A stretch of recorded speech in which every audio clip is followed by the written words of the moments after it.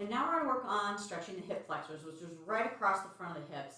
If you do a lot of sitting throughout your day, or a whole lot of marching and kicks and things like that, you'll be really good and tight through those hip flexors. I'm going to show you a few variations of this. You pick and choose what feels good for you on whatever day that you happen to be doing it. We're going to start from here first. I'm going to show you from the side. You can just take your hands and place it on those little divots on your hips.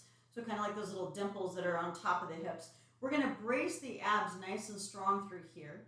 Not so tight that you can't move, obviously, because we're going to stretch the whole front here. You're going to squeeze the booty, and we're just going to think of coming up and over. So arcing up and over something. We're going to push those hips forward. You can also just support the small of your back with your hands if you prefer. But don't let yourself sink, and we're not like coming into a back bend. We're thinking length, really, really long from the ankle up through the ear. So again, up and over versus sandwiching back. And you can just come back to center. That's one of the simplest ways that you can do that. One of the next ways that you can do that is just to come into a kneeling position, or if you've got a wall, I'll show you that one as well. If you're okay to come to the ground, coming into a kneeling position from here. So this is your beginner lunge, right? So we're just going to push forward and adjust this front foot as you need until we've got a straight line from knee to knee. We're again looking to stretch from here, so we want to stay forward with the hips squared off. Now from here you can hold right here, and if that's enough of a stretch, you stay with that. If you want more, you can go ahead and bring the arms all the way up overhead. So reaching again up and away as we sink forward and down with those hips.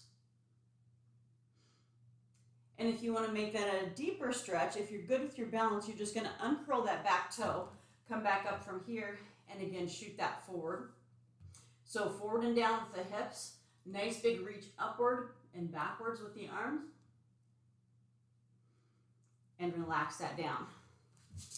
Same thing on the other side, where you're just going to again find that nice position where you've got a straight line from knee to knee. Relax that back toe if you can. And arch and reach back up from here. Again, lower with the hips, so pushing forward and down. And if you wish, you can also just take that back up into more of a lunge position. Reaching up from here. And lastly, if any of those seem like that's just a bit too much to start off with, you can simply come up, place your hands on the wall, 1 foot forward and 1 foot back from here. You're just going to bend that front knee and push those hips forward as you push the chest back. So that will get you, again, a nice deep stretch across the front. One of the big key things from there is to make sure that when you're in that position, this leg is not behind you, but that you're actually squared off. The heel is on the ground if you're going to be on the wall from there, and you are, again, sinking forward and down with the hip. So from that position, again, with your hand on the wall, you're pushing forward, but you're also kind of sinking down through this hip, drawing the chest back and keeping that lifted. That should get in, hopefully,